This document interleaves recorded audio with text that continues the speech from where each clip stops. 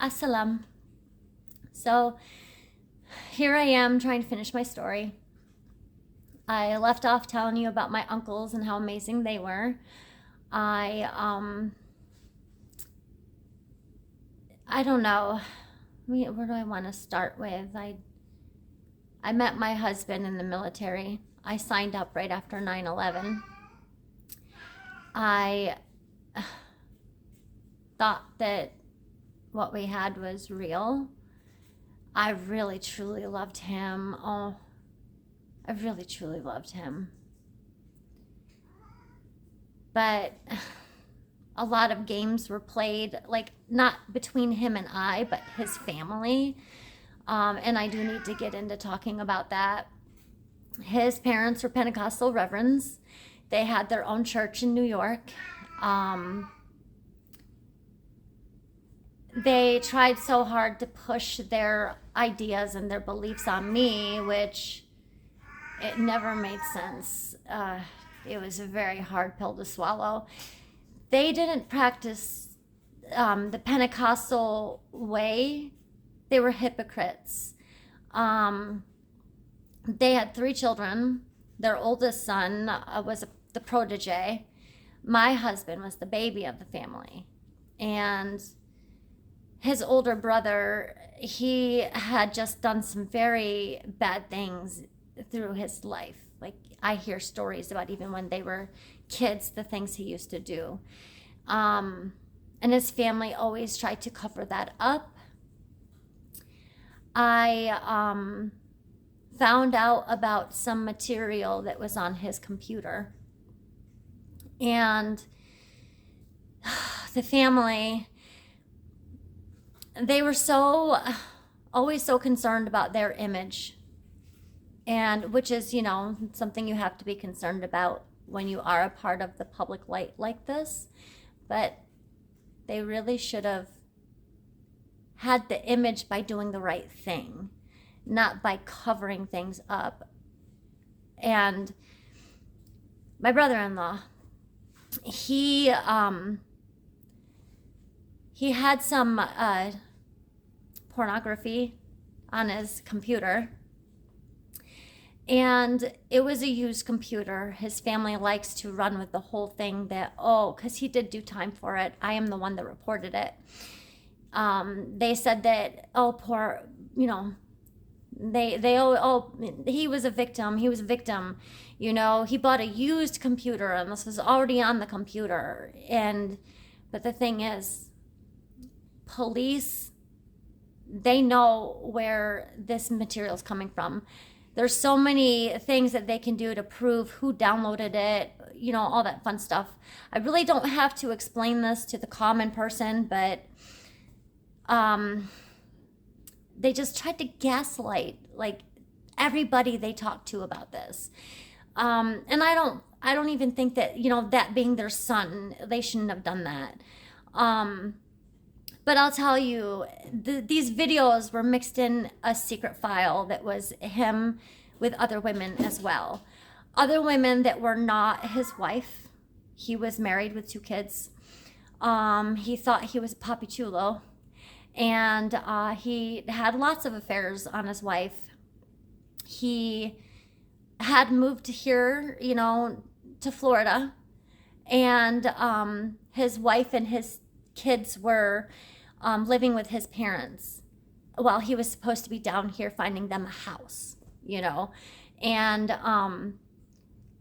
instead of actually finding a house, he was living with his grandmother, who also covers things up and makes like the family seem like a victim. It goes so deep. It's like generational narcissism, generational just covering things up and not having it addressed, generations of people deceiving themselves as good people when they're really just terrible. The things that they do are really terrible. But getting back to his brother supposedly had moved to Florida, stayed with his grandmother to save money to buy a house for him, his wife, and his 2 kids. His wife and his 2 kids stayed with my in-laws in New York. Well, all the money that he had saved up, he was seeing a girl down here. He was probably seeing a few of them, but he was seeing a girl down here in Florida, and he took this girl on a vacation, spent all their money, the saved money. He spent it on this girl, on this like relationship with this girl.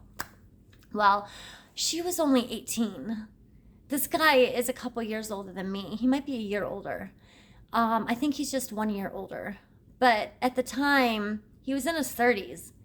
And they just made him out to be such a victim. Oh, this poor girl seduced him. Oh, this, and it's just like, oh, come on now. Really? But this is a story they were running with. And the girl ended up, I believe she was pregnant. I saw a Facebook. I think she had his baby. I am really like 90% sure that she gave birth to his child, but the family's not acknowledging it. Yeah, so there's that. But the file with these videos of these kids, and I can't, I wish I could unsee what I saw. I only saw one, but it was enough, and I didn't even realize the extent of it. He ended up, there were 72 videos on there of little kids, and the video I saw was of a child of so young, she had to have been like 2 years old. And it's just hard. I wish I could get that image out of my head. But I was thinking about his daughter. His daughter was older. I was thinking about a whole bunch of things. Like, I was thinking about whether this little girl was still alive. I was wondering if her family was looking for her, if she was being held by her mother, if she was getting through all that trauma. But I was thinking about my niece too, my brother-in-law's daughter.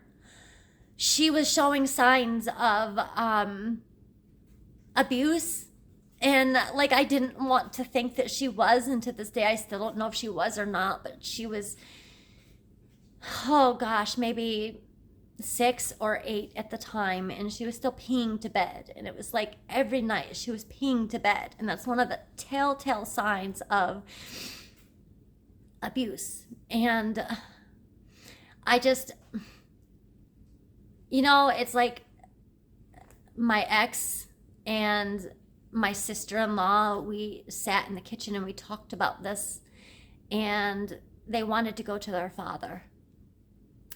And I just knew what would happen if their father found this out. Like, the evidence would disappear. And I was worried about that little girl on the video. I was worried about so many things, So instead of, I had class the next morning, and instead of going to class, I was in college at the time. Instead of going to class, I went to the police department and I gave them the report. And they came and they first knocked on my sister-in-law's door because they wanted information from her to make sure it was legit. They needed warrants and all this. But they did get their warrant, and they confiscated the computer. He did 7 years for this, and the whole time, like, the family was just making him out to be the victim. And this is just how narcissistic this family is, and this is why I want to address this. I know some members from that church had reached out to me. They weren't aware that I was the one that spoke to the police about this, but they had reached out to me. This was after, I don't know, like maybe 5 years later. I had a few different members of that church reach out to me asking me questions about it. I think they just wanted to, they could see the BS that my in-laws were trying to say to cover up their son and the crimes that he was committing. But they also saw these people as really reputable people in the community, people that they've looked up to. So it was very very heartbreaking to so many people. And I think people just wanted truth. I don't stay in touch with anybody, and it's like I gave my truth. That's what it is, and I've tried to move on from there. But I do believe that that has a lot to do with why my ex, it was a while after that happened, but I know that that put a damper on the family dynamics. My ex was upset with me for going to the police. Him and his sister both said I should have gone to their father. I don't regret doing what I did, even though my ex and I separated. But we went a good, I want to say, how long was it after that? It was some time after that, years after that. We were still together, still trying to make a marriage work. And I felt we were moving on from that. And his family, like, they kind of, I knew deep down they had resentment towards me. But it's like we still got together on holidays and stuff, and we were still, like, I don't know. I knew they hated me, but I was doing the best I can just to move on with life and being stuck in that family dynamics. Well, moving forward in time, his father decided to move here to Florida. So, I'm sorry. But his father moved here to Florida. I'm so nervous. I've got so many things going on. I'm just trying to work through the anxiety. But anyways, for a year, my mother-in-law was a school teacher. I didn't mention that, but she was a school teacher. And she had 1 year left of teaching. And her husband, I think because of all the stuff playing out from the brother being thrown in prison and the dirt surfacing, really, that he moved here to Florida. He also stayed with his mother until he bought some property. And his mother stayed with me and my husband. I'm losing my voice. The anxiety is too much. I'm doing the best I can. But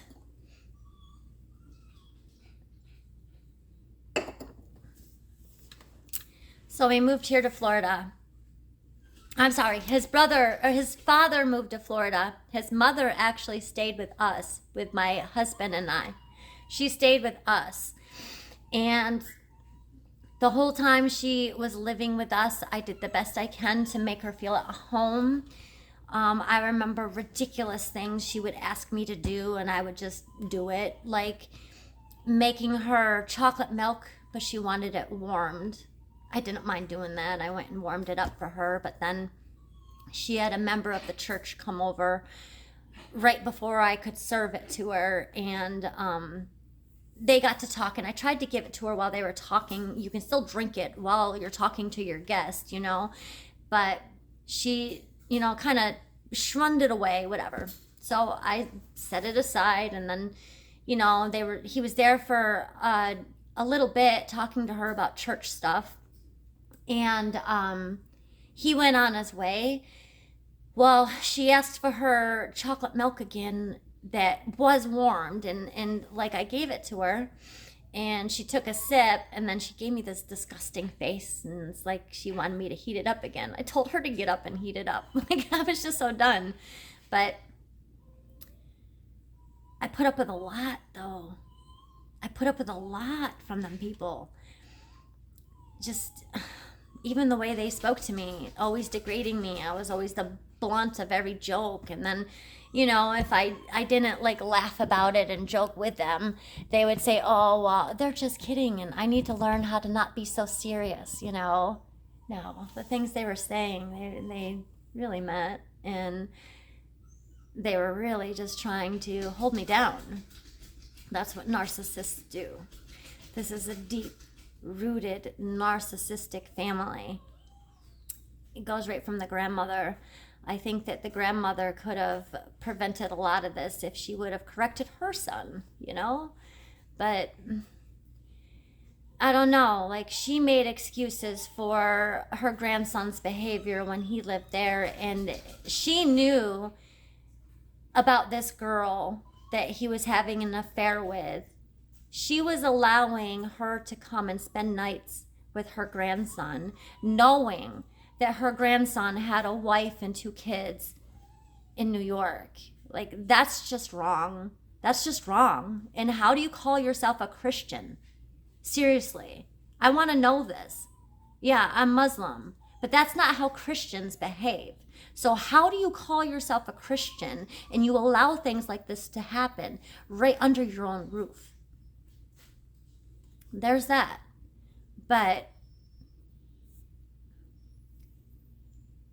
his mother was staying with us, and this was about a whole year. She stayed with us, and his father was here in Florida staying with his mother, the grandmother I'm talking about, and, you know, buying land. He bought a house. Well, when the year ended, I just realized, and I'm sorry, going back, it wasn't 10 years that I was sitting in New York waiting for my family to step forward. It was about 5 years, but still 5 years of waiting, you know, Christmas going by, Easter going by, birthdays going by, and hey, you know, you realize that you really don't have a family if no one can pick up the phone even, you know? So I didn't think much of it. You know, my ex wanted to move to Florida, so I picked up and I moved to Florida. We came here with his mother. Now, the mother and father said that we could stay with them until we bought our house here in Florida. That was our goal, okay? But it was different. When we got under their roof, they really laid down their law, you know, their thumb. It's like it had to be their way, and their way just was, it just, you know, whatever. We got through it, but it's like we couldn't have guests over. Not that I have a lot of guests over, but my kids were just little, and I kind of wanted them to have friends. Like the little neighbor girl, she wasn't even allowed to come over and play with my son. You know, it's just, they really like to control everything. And it's just like all the little things they said under their breath. You know, it's just like I had an eating disorder. I went from being almost 200 pounds. I dropped 60 pounds in just like 4 months. And it was very noticeable. You know, I got myself together on my own. This is before I sought any help in this. But, okay, so the eating disorder, I dropped 60 pounds in 4 months. I know that sounds crazy, but it is. I am not, there's different, my cat wants to be outside so bad. Paw, come here. Come say hi. Come on. Come here, Papa. Okay. So, come on. Come on. Come on. Hi, baby. Come say hi. This is my tiny paws. My handsome boy. Star of the show. His boo-boo is looking so much better. I don't know if you can see it. Huh? Yes, he smells so good. He's such a good boy. He's miserable, though. He wants to be outside. Yeah, his tail looks funky. I had to cut some burdocks out of it. Oh, I'm sorry. I don't know what they call it here in Florida, but you know I'm from New York if I say burdocks. But anyways, the eating disorder. I am not the kind that I don't throw up. I'm not bulimic. I've tried that, but it's a little, I'm squeamish, so it never hit me, and I'm grateful because that's really something hard to come back from. But I've learned a lot. I'm trying to make sure I'm covered. I've learned a lot about eating disorders through my journey. I was diagnosed with anorexia, the restrictive type. So I can seriously go a crazy amount of time without any calories at all. And well, I don't want to encourage anyone to do anything, but I got really, really sick. And I was still trying to hide the eating disorder. I've kind of had this since the military, because when I first went into the military, I actually had to get wavered in. I was underweight. So I was taking things like Slim Fast, but I was taking Slim Fast, which is a meal replacement on top of high calorie foods. So I still didn't gain enough weight to go into the military, but I got wavered in anyway. I remember when I was like 21, I weighed 98 pounds, and I was healthy though. I mean, I could eat anything and just not gain any weight, and I was hated for that too. But I used to look at that like a curse. I wish I was like that again. But anyway, I was healthy, just thin. And in the military, I don't know, that was the first time I started to adjust my weight. And then it got to be after when I got pregnant. I don't know. I had this girl messing with me. I wasn't even supposed to be weighed, but she tried to deny a promotion that I was up for because I was overweight, but I was 8 months pregnant. It was just really ridiculous, but it just messed with my head. And in the military, you learn how to, they call it sucking up and driving on. You know, you fight through all the pains and the discomfort, and you just do what you got to do. And I learned how to control my weight really good in the military. Okay, I had 3 kids by this point. It was after the birth of my 3rd son, and I breastfed. So I gained more weight after that. And I got really big, and being so thin, I never saw myself getting big like that. And it didn't really hit me until I saw my medical charts, it said obese. And when I saw that on my medical chart, it's like something clicked in my head. And one thing about my kids, they're so amazing. They've saved me so many times. It's like I was breastfeeding, so I took care of myself for my son. But as soon as he was done, I was done feeding him, I started to restrict. And that was like, after trying all the little, fad diets and stuff, and I tried just not eating, one meal. Like, I'd eat one meal a day, and it'd be small, to where it seemed like I was holding on to the weight and putting on more. Though I don't really want to say this. Please don't follow this route, but I found really good results by restricting altogether. And I went very long times, and I still can do this. That's why Ramadan is not a big deal to me when it comes to fasting with the food. But it really did a number on my body, because when your body gets so used to not having any nutrition in it at all, to introducing nutrition, your body starts to reject it, and it's really scary. It's scary when you're trying to make yourself healthy again, and your body, it's not allowing it, and many people do die from that. I'm trying to be better. I still deal with, occasional, a day here, a day there. My nerves always get to my stomach. That's where I feel it. But I haven't gone too long without eating like I did before. Really, it's only by the grace of God that I'm even alive today.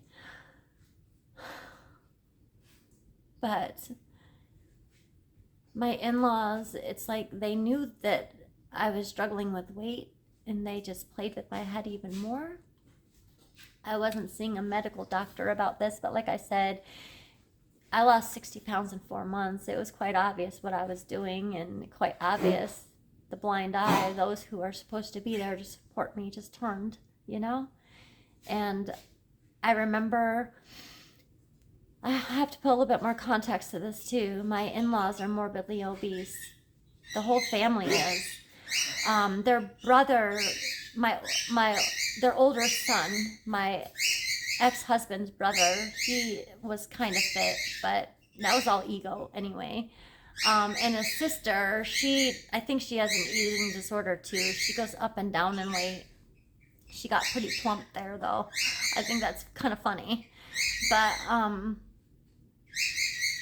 my in-laws were obese. They were morbidly obese.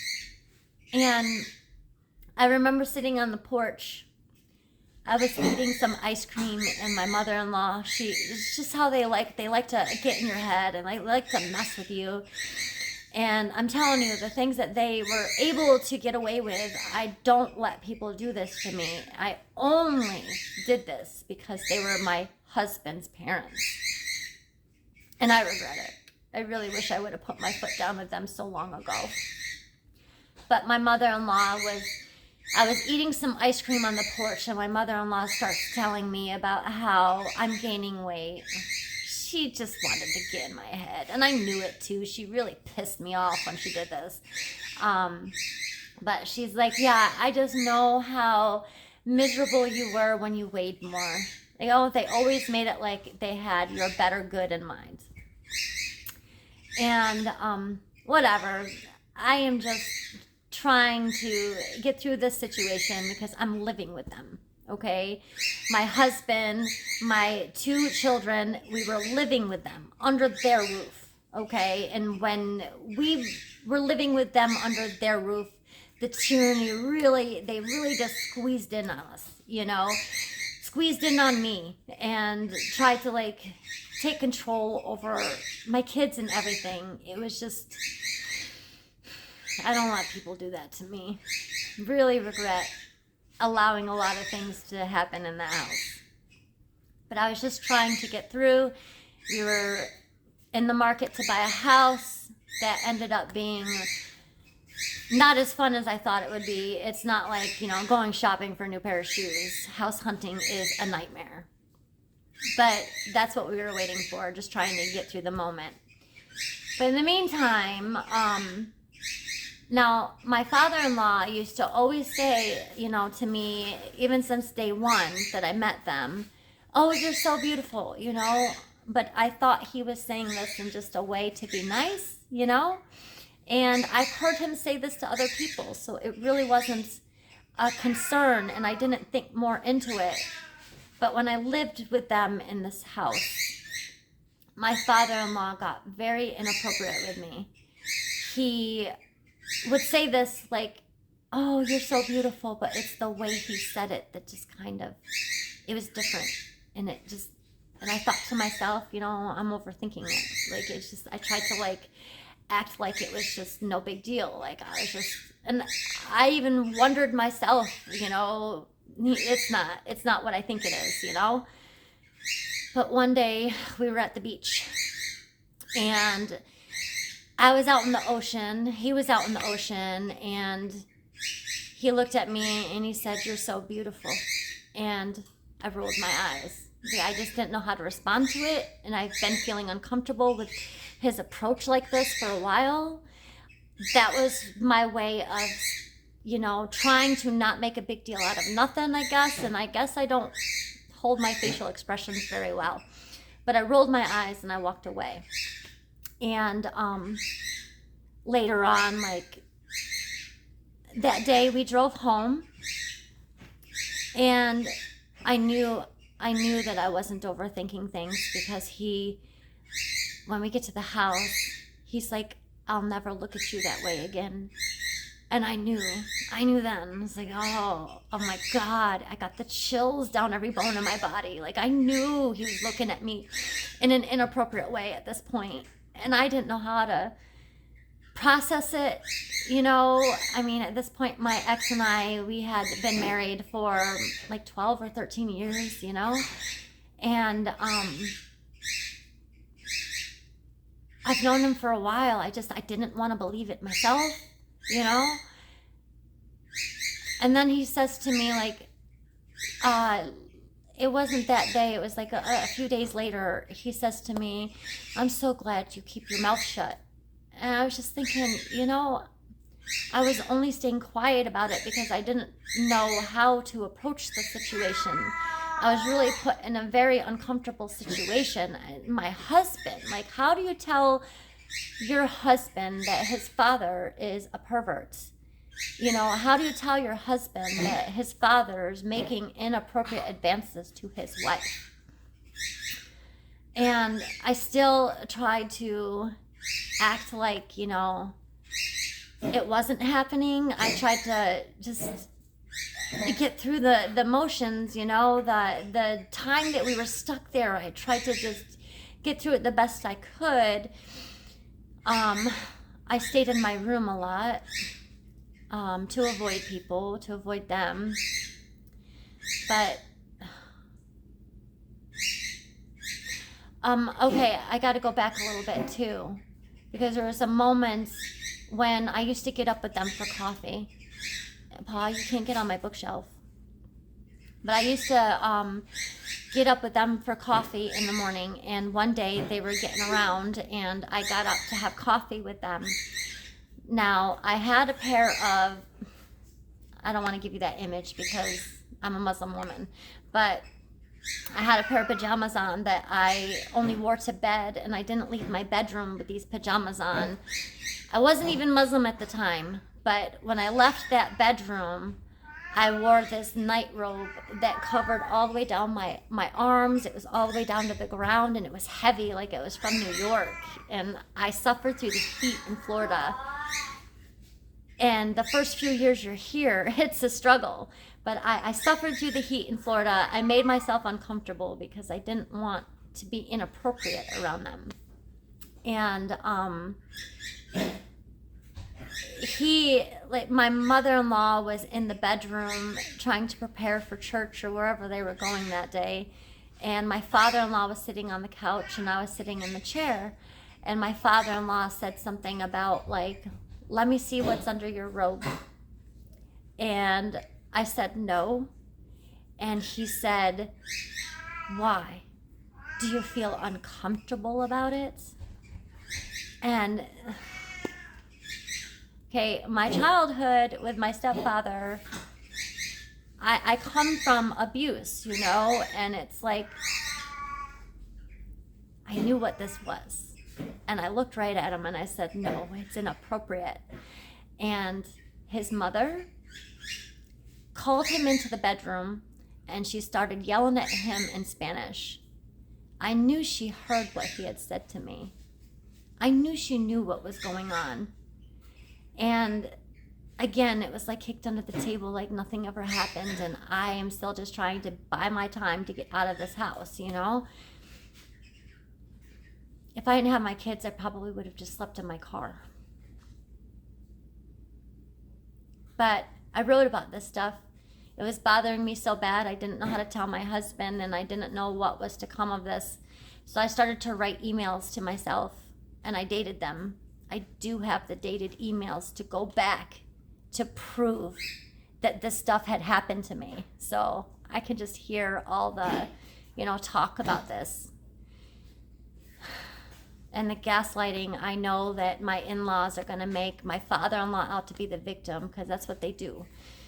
There's something else. Oh, yeah, he used to come into the room, too. Like, he used to, my bedroom, my children's bedroom. Okay, my bedroom was here. My children's bedroom was, like, here in this little hallway. And then you had the bathroom over here.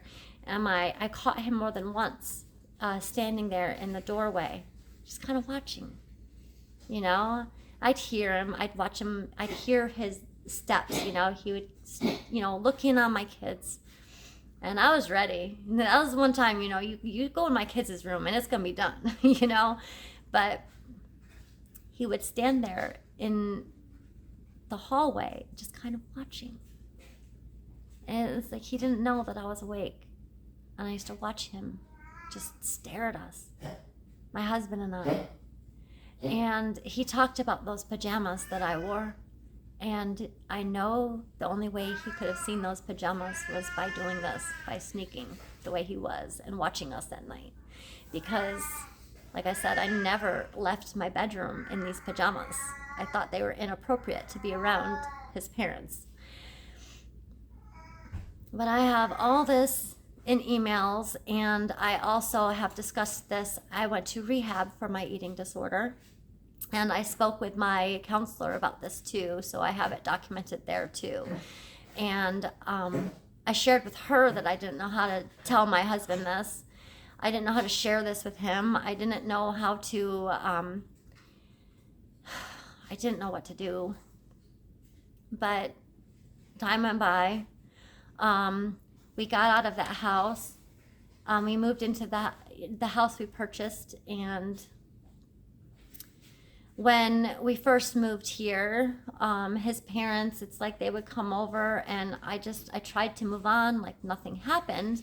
But it's like my father-in-law, he would make comments. I knew he was still looking at me inappropriate. He would make comments like my nails. He's like talking about, I used to paint my nails and stuff, and he used to talk about, oh, well, you don't keep up with your nails anymore. Like, it's like, well, you shouldn't even be looking at them, you know? But he's one of the reasons why I don't paint my nails anymore.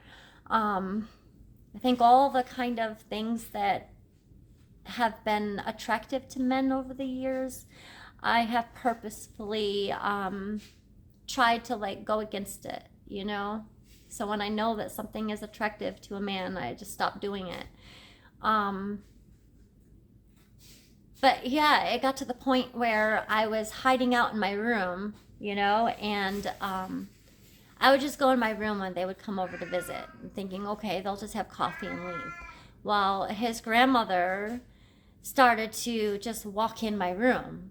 Like, oh, well, and it's like they wanted me to just pretend like nothing ever happened.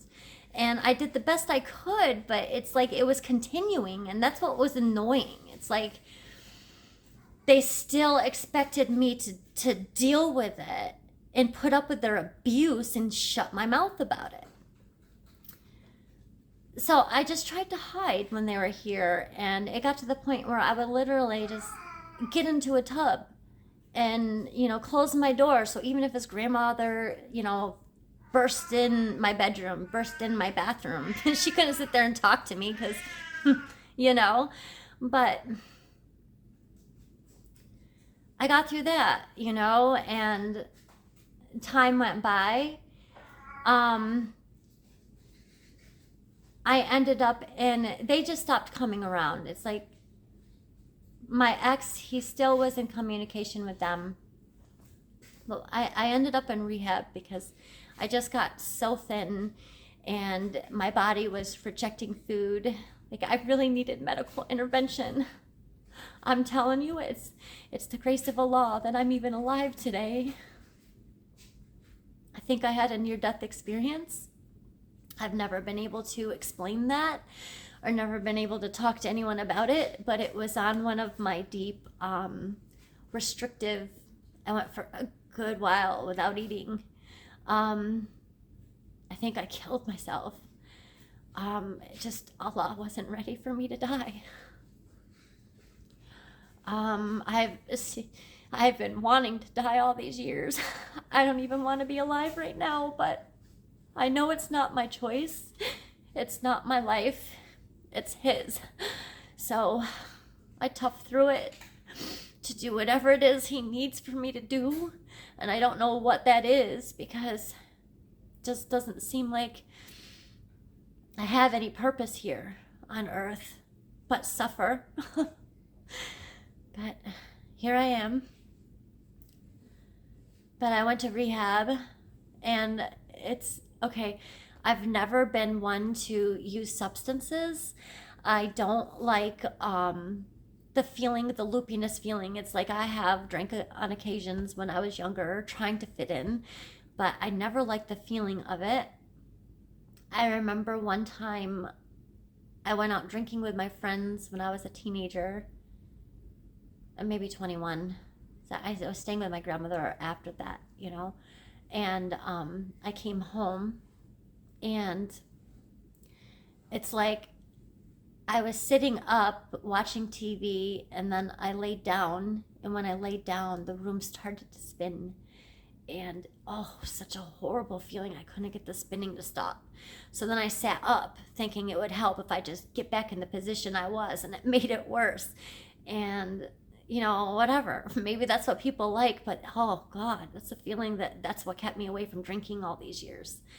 And you know, I have smoked marijuana. I did that more for the medical sense of it. And I looked at that as a better alternative than the pharmaceuticals that these people kept trying to push on you. But after learning more information about that, no, I don't even like that. But I've also, my uncles, the ones who've been so amazing to me all these years, they've experienced some things, and I'm not the kind of person to have to learn by experience. I can learn from other people's stories and some of the things that they've told me. It just made me not even want to try things, you know? And they're better people to this day. You know, they don't do things like that. They're just great people. But, you know, my one uncle, he drank himself into a coma, and we thought we would have to say goodbye to him. And I was a little girl, but I don't know if you guys know that I remember this, but I do. And yeah, we were prepared to say goodbye to him, and it was alcohol poisoning. But the grace of God, he survived, and he never touched alcohol again. But it's like they're hard lessons in life I've learned from without doing it myself. But it's one of the reasons too that I don't like any of the narcotics that they like to give you at the VA for your pain. I have tried, I think it's Vitakin. It might have been Percocet, one of them fancy ones, you know, the big name ones. But I remember I had surgery too. I had my gallbladder taken out. And okay, this is an experience with my gallbladder, but I didn't like the loopiness that those pills were giving me, and they made me feel like I was drinking. So I'd suffer through the pain instead of taking these medications. And I remember when I got my gallbladder taken out, you know, I had the initial anesthesia through the surgery, and when I woke up, they gave me something to deal with the initial pain from, you know, coming right out of the surgery. But after that, I didn't want anything, and they even thought I was pretty tough, and I realized I do have a high tolerance to pain. Pain that I know, like if it's new pain, I'm kind of a big baby, but like I knew why I was in pain when I came out of surgery. And you have to walk around the hallways to get the gases to come up. And yeah, they were impressed as to how I was moving around and stuff. But I remember when I came home, I took one pill. I can't remember if it was the Vitakin or if it was Percocet. It was one of them narcotics. And I took one pill, and it made me feel so loopy that I was in the bathroom, I was vomiting. And I remember the pain of the stomach contracting like that. Oh, it was so much worse. And so I even recovered from surgery without the narcotics. I encourage all my vets, my fellow, sorry, it's prayer time. I'm gonna have to let you go here in a few minutes. But I encourage all my military buddies, anybody in any kind of chronic pain, to find a cognitive way, because it's just, you're so much more functionable than you are if you succumb to these narcotics. I know I see some of the vets who have very similar injuries to what I have, and a lot of people have a hard time even believing that I'm a disabled vet. I'm not as disabled as a lot of other vets. What these vets go through, but I am disabled and I've got some serious injuries. I've got a herniated disc in my neck. I've got a fractured hip, and that fractured twice. The bone's integritized. It fractured the first time in the military, and then it fractured again in the same spot about 10 years later. So the bone is integritized. And I'm in pain every day. The pain, sometimes it gets so bad that it radiates, like the nerve is affected, and it shoots down my leg. It feels like electricity. It's very painful, but I just try to work through it. I think having kids kind of helped you manage pain too. But it's like you just work through the pain, and yeah, I don't know. I just feel it's better than succumbing to these narcotics, because the vets that I've seen who have succumbed to these narcotics, they seem to be in more pain and they seem to be more unfunctionable. And after a while, it just seems like the pain, it gets worse.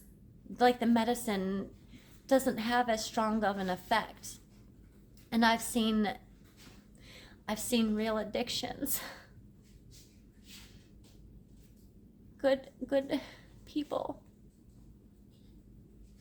I've seen the addiction side.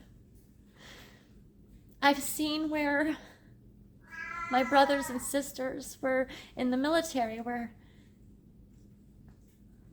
they can't make the choice for themselves, and